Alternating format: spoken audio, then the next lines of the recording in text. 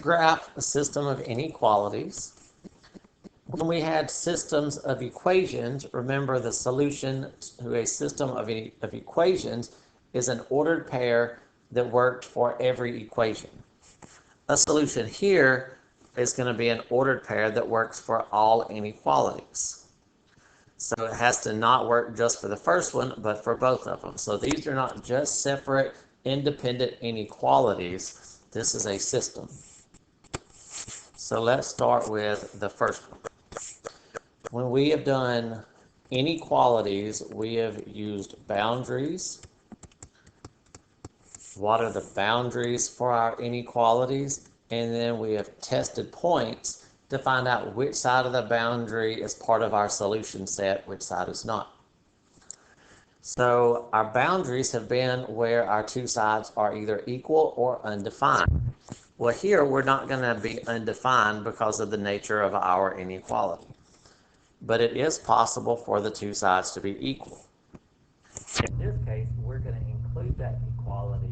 If we didn't have the line underneath it, that would still serve as a boundary where we change from less than to greater than. So notice in our boundary, we have two variables, so this has to be done on an XY grid. Our y-intercept is 1, and our slope is 1, which as a fraction is 1 over 1. So if we come in and plot this, we have a y-intercept of 1, and then our slope, we rise 1, run 1. Rise 1, run 1. And we get a variety of points. And then we draw a line through those points. And since we are including the boundary, since we are including where we're equal, we have a solid line. If we didn't include where we were equal, we would only approach that boundary, and our boundary would be dotted instead.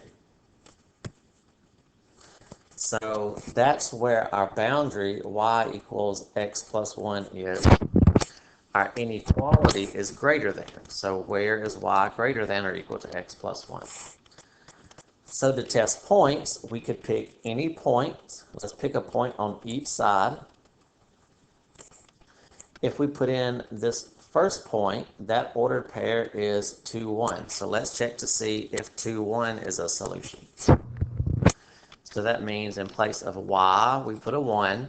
In place of x, we put a 2, and we check to see if this is true. Well, 1 is not bigger than 3, so that's not true, which means that point's not a solution.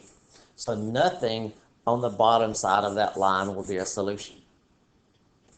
Our other test point is 4, because that's on the other side of our boundary. If we put a 4 in place of y and a 1 in place of x, we get 4 is greater than or equal to 2. That's true. So since that's true, that point is a solution. So we would highlight everything on that side of the boundary. So the things that are solutions for that inequality make up the boundary and everything that's highlighted.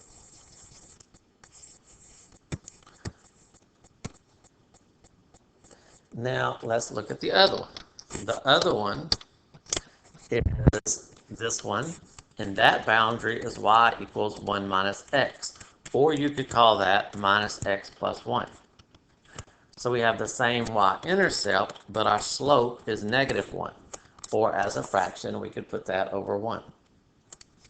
So if we graph the second boundary, we have the same y-intercept, but this time, if our slope is negative 1 over 1, our rise tells us to go down 1 over 1.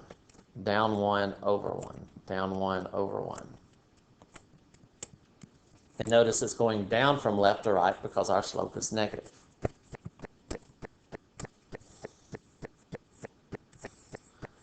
That inequality includes the boundary, so we make that line solid.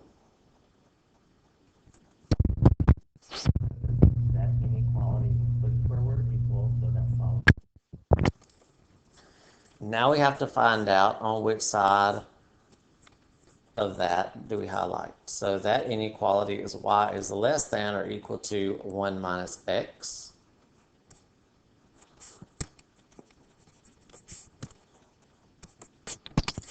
Y is less than or equal to minus x. So we can pick a test point on each side. Now, I like using the origin when it's not on my boundary because the origin has an ordered pair of 0, 0. And I like plugging in zeros. So in place of y, put a 0 in. In place of x, put a 0 in. So we get 0 is less than or equal to 1. That's true. So that means the origin is part of our solution. If we pick a point on the other side, any point, we could use, let's say, 2, 2. That means we're going to put a 2 in for y and a 2 in for x. 2 is not less than -1, so that point doesn't work. So if we look at this boundary, we highlight below it, not above it. So if we go to highlighting, we highlight on the bottom side of that boundary. And it's kind of hard to see because that blue highlighter wouldn't go over the green. So the green points are the points that work for the first inequality. The blue points are the ones that work for the second inequality. But since this is a system, the solution is what works for both. What works for both. So these points only are green. They're on the wrong side of the blue line. Well, these are not colored at all, so those don't work. These points are only blue because they're on the wrong side of the green line, but these points are on the correct side of the blue line and the green line. So our solution is actually all of this stuff. So notice that's messy. And if you gave that to me, I would be wondering, what are you considering to be your solution? So let's redraw our grid and redraw our lines. So one of our lines is here. And then one of our lines was like here.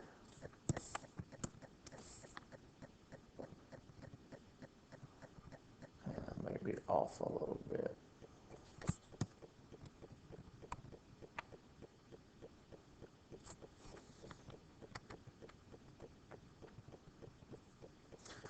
So for the blue line, if we go back and look, for the blue line, our points that worked are below the blue line.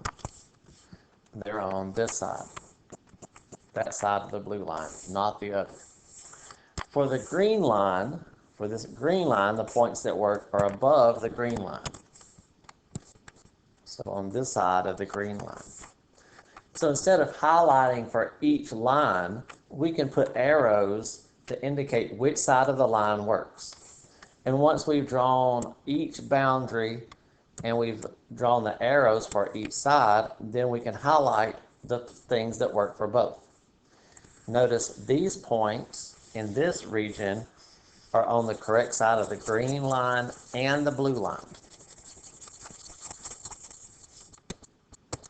These points are on the wrong side of the blue line. These are on the wrong side of both. These are on the wrong side of the green. So only what's shaded in there is part of our solution.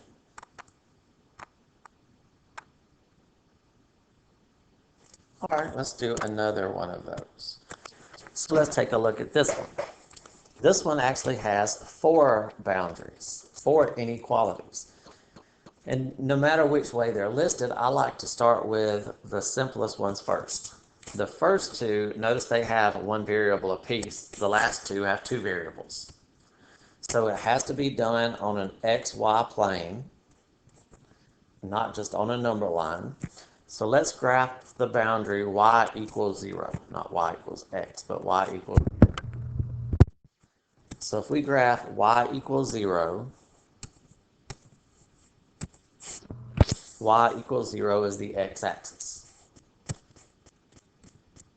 Because every place on that line, y value is 0, because we're not up or down any on the x-axis. So that's the boundary, and we want to know on which side of that boundary is the y bigger than 0. Well, we could pick a test point, but you also might just look at the graph and say, well, above that line, the y values will be bigger than 0. Above that line, the y's are greater than 0. Solid line because we include where it's equal. Above that line because we also include what's greater than. Our next boundary is x equals 0. X equals 0 is right here. Because on the y-axis, every x value is 0. If we pick any point on the y-axis, the x-coordinate is 0. So we need to find out when is the x value greater than 0. If this is when x is 0, when is x bigger than 0? Well, x is bigger than 0 on the right side. Notice here, x is 1, here x is 4, here x is 7, so x is bigger than 0 on the right. Up to the right, we have positive values for x, which are bigger than 0. Our next boundary is x plus y equals 6. We could solve that for y and use the slope and y-intercept, or we could use just the x and y-intercepts. If we find the x and y-intercepts, one intercept comes when x is 0. So if we replace x with 0, we get y equals 6. So when x is 0, y equals 6. So that's the y-intercept. To find the other intercept, we put a 0 in for y. So instead of putting a 0 in for x, put a 0 in for y, and we get that x equals 6. So when y is 0, x is 6, so that's our other intercept. And then we can draw a line through that.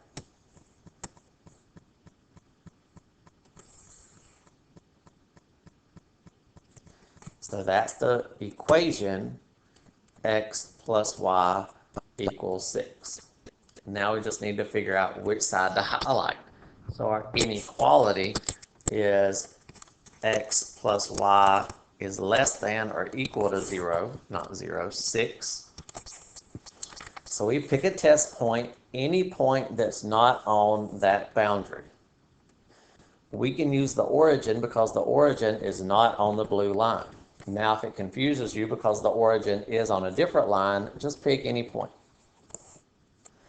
1, 3 is this point, so if we put a 1 for x, a 3 for y, 4 is less than 6, that's a true statement, so that point works. For these type of inequalities, if one side works, by default, the other side doesn't. If you're not convinced, pick a point on the other side, like here is 2, 6. If you put 2 for x, 6 for y, that's not going to work. So only one side is going to work for these. So that means on the bottom side of the blue line, that's where our third inequality exists. So we have it narrowed down a little bit. Our solutions have to be on the right side of the green line, above the red and below the blue. So right now we're in this triangle, but we still have another one to go. Our last one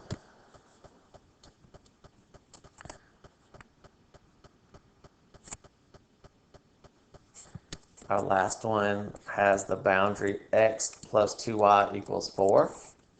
Again, we could use intercepts, or we could solve this for y and use the slope and the y-intercept.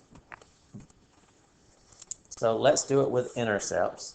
if we put a 0 in for x, we get that 2y needs to be 4 or y needs to be 2. So when x is 0, y has to be 2. Now let's see, when y is 0, what would x have to be? So if we replace, instead of x, if we replace y with 0, that will give us our other intercept. So when y is 0, we get x equals 4. So when y is 0, x is 4. So we plot those points, 0, 2, and 4, 0. 0, 2, and 4, 0. Let me see. Then we can draw that line.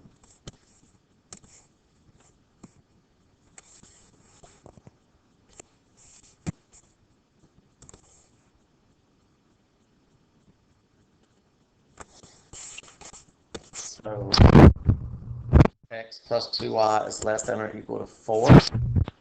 X plus 2y less than or equal to 4. So we need to find out which side of that line to highlight. Let's just pick 1, 1 as our test point. If we put a 1 for x, a 1 for y, we get 1 plus 2, so 3 is less than 4, that works. So that means we highlight below the purple line. Below the purple line.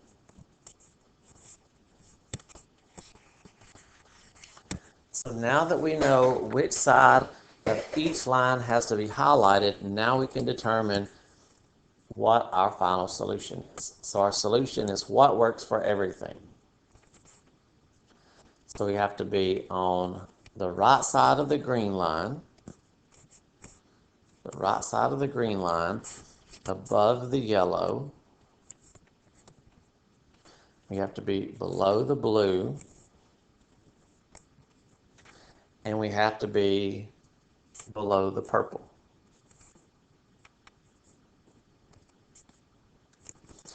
So if we look to say, well, where do all of those overlap? Well, we can rule some things out. This is on the wrong side of the green line. Everything over here is on the wrong side of the green line. Everything down here is on the wrong side of the red line. This is on the wrong side of the blue line. And this is on the wrong side of the purple line. So nothing over here, nothing down here. This and this don't work.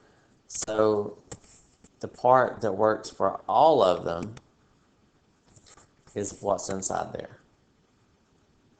That's on the correct side of the blue line. It's on the correct side of the purple line, the correct side of the green, and the red. So inside that box, that's what our solution is. Every point inside there works for all inequalities. Now, one more thing that we want to take a look at is from 9.8, and it's doing partial fraction decomposition. So it's going backwards. Often we take fractions and we add them together or subtract them. Here we're taking a single fraction and we're wanting to break it apart into separate fractions. Notice that this denominator fraction, x plus 1 times x plus 7. So we're wanting to rewrite this fraction as something over x plus 1 plus something over x plus 7. Because those are the factors that make that denominator. If we had more factors that made our denominator, we would want to have more fractions. So suppose that we had another factor like x minus 2 on bottom, we would have another fraction with an x minus 2. It can get complicated. We're only going to do the most basic kind. If one of these factors occurs more than once, then that's going to increase the number of fractions we have. Also, The degree of the factors determines what happens. When we write these, we want proper fractions. We don't want improper fractions. So to be a proper fraction, the degree of the numerator has to be less than the degree of the denominator. If the degrees are the same or the degree on top is bigger, it's an improper fraction. So for our first one, the degree is 1, so our numerator has to be smaller than that, so a degree of 0. So it's just going to be a constant. Same thing for the second one. The degree of the second fraction is 1, so the numerator would just be a constant. If we had a factor on bottom that was quadratic, that's degree of 2. We could have a degree of 1 on top or no degree. So we could have something with an x and a constant on top. Notice this degree is 1, that degree is 2. So we would have to account for both possibilities. This fraction has a degree of 1 on bottom, so we would have to have no x's on top. So essentially, whatever the largest power of x is in the denominator, we're going to have 1 less than that as our power of x on top, all the way down to no x's. So if we are already at no x's, then that's the only term we would have on top. Again, we're not going to do those right now, but that is something that may come up another time in math. So the question is going to be, what numerators do we need so that when we add these fractions together, we get the original fraction? So to establish this relationship, we're going to rewrite the right side with our common denominator so that we can find a and b. Our final answer is going to be in this format, but to get to that point, we need to know a and b. So if we rewrite it with our common denominator is going to be x plus 1 times x plus 7. Because that's how the first denominator acts. Notice the first fraction had an a over x plus 1. If we pick up an x plus 7 on bottom, we have to pick up 1 on top as well. The second fraction had a b on top, x plus 7 on bottom. If we pick up this factor on bottom, we would have to pick 1 up on top also. So notice technically we could reduce these and we could reduce these, but that would not leave us a common denominator anymore. Now that we have the same denominators, we can keep our denominator and we will put our numerators together. So keep the denominator and take the first numerator plus the second numerator. And remember what that's going to be. That has to be equal to 9x plus 5y, or 9x plus 51 over x plus 1 times x plus 7. If we have an equation, if we have one fraction equal to one fraction, if the bottoms are the same, then the tops have to be the same also. So 9x plus 51 has to be the same as ax plus 7 plus b times x plus 1. Quick example, if we had 3 over 7 equaled something over 7, a fraction equal to a fraction, if the bottom numbers are the same, the top numbers would have to be the same. So same idea here. One fraction equal to one fraction, if the bottoms are equal, the tops would have to be equal. Now in the top that we're going to do, there is a kind of a shortcut, or there's an easy way to find a and b. In more advanced ones, we would have to get into systems of equations. But if we could make all of the letters except one go away, then we could solve this equation. Let me do this first. So, for example, if we substituted a number in for x, the x's would be gone and we would be left with an a and a b. If we pick just the right number for x, it could be that a or b also has gone away. So notice what would happen if we put a -7 in for x. On the left side, we would have 9, 7.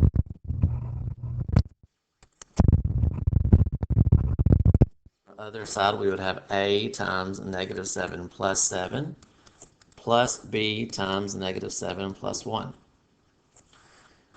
So why pick -7? Notice that -7 plus 7 is 0. Anything times 0 is 0.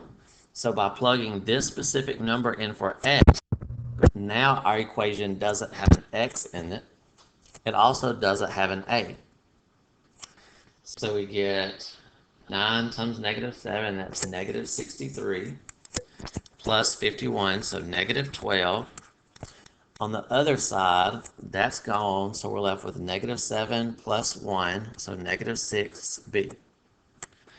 If we solve for b by dividing, we get that b equals 2. So that's the number that's going to go over x plus 7. And now we just need to find out what a needs to be so that when we add these together, they equal what we started with. So we're going to take our same, sometimes this is referred to, I believe, as a characteristic equation, and we're going to select a specific value for x so that we make the b go away. If we put a number in for x and b is gone, we would only be left with a. So we want to put in something that would make that 0 so that that whole thing is gone. And of course, that number would be -1. So we would have 9 times -1 plus 51 equals a times -1 plus 7 plus b times -1 plus 1.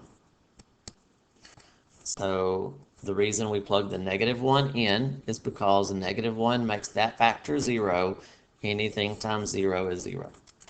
So we'd be left with 51 minus 9, or 42, equals 7 minus 1, so 6a. So we would get that a is 7. So that's what we would need to go on top of that fraction. Every now and then I get the question, well, what if I put the a here and the b here? That's irrelevant. There's nothing special about the letter a here or the letter b. We could use any letter we wanted to. Whatever letter we put here, as we solve, because of the characteristics of this equation, the answer to this is going to come out to be 7. The numerator of x plus 1 is going to come out to be 7 regardless of what we call that letter. Same thing for the other fraction. The numerator of x plus 7 will come out to be 2 regardless of the name of that. The name is just a placeholder, a variable. And the characteristics of the equation give us a solution for that numerator of 2 and a solution for that numerator of 7. So our final answer, we get 7 over x plus 1 plus 2 over x plus 7. So if we were to add those together, that would give us what we had to begin with. So that's called partial fraction decomposition.